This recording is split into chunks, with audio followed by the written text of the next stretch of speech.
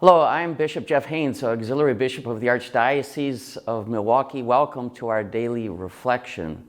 Today's a little bit different for the Easter season because we're taking a break from the cycle of Easter readings because April 25th is a feast day. It's the feast of St. Mark the Evangelist.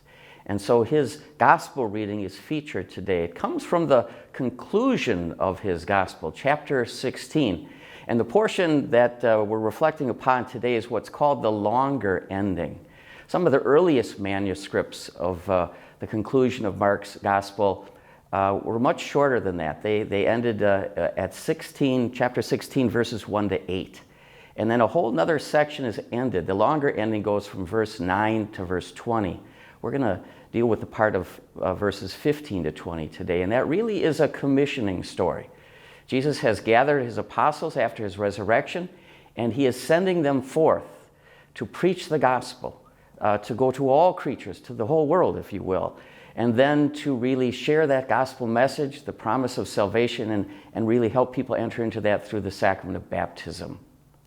And then to affirm them and give them the assurance of God's support, he makes a rather cryptic statement about signs that are going to accompany what they're doing. And I want to read that part to you. It says, "These signs will accompany those who believe. In my name, they will drive out demons. They will speak new languages. They will pick up serpents with their hands. And if they drink any deadly thing, it will not harm them. They will lay hands on the sick and they will recover." And maybe those signs did accompany our ancestors, the apostles, I'm sure they did. But those texts are applied to us as well. And so that's where my question is. I'm hoping the Lord's not expecting us to handle serpents or drink poisons, because I'm not so sure that would be so good. So what does he mean? Well, I think if you study the role of miracles in the Gospel of Mark, it's rather interesting. There's different words that he uses to talk about miracles. Here, the word that's being used is a sign, but there's different kind of signs.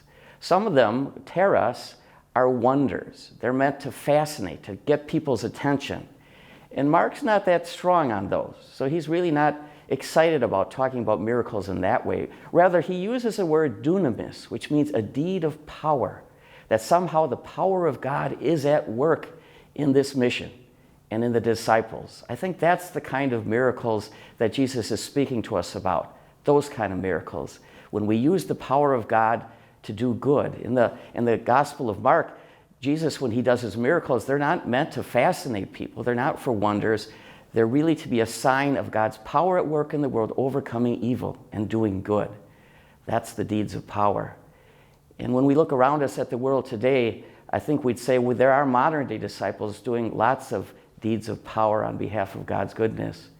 You think of all of the doctors, the nurses, the medical personnel who are trying to stamp out that virus, and help the people, especially those who are vulnerable with pre-existing conditions. Then we've got the first responders who are showing such bravery and courage and helping rescue people from difficult situations. And we've got a lot of laborers who are supplying things for us like food and getting us the essentials we need so that we can be safe in our homes and really get on top of this.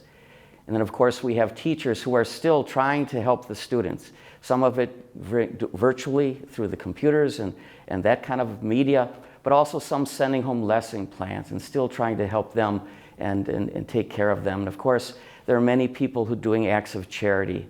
More and more people we know are struggling because of the effects of the virus, and so there are people getting food and care packages and financial assistance.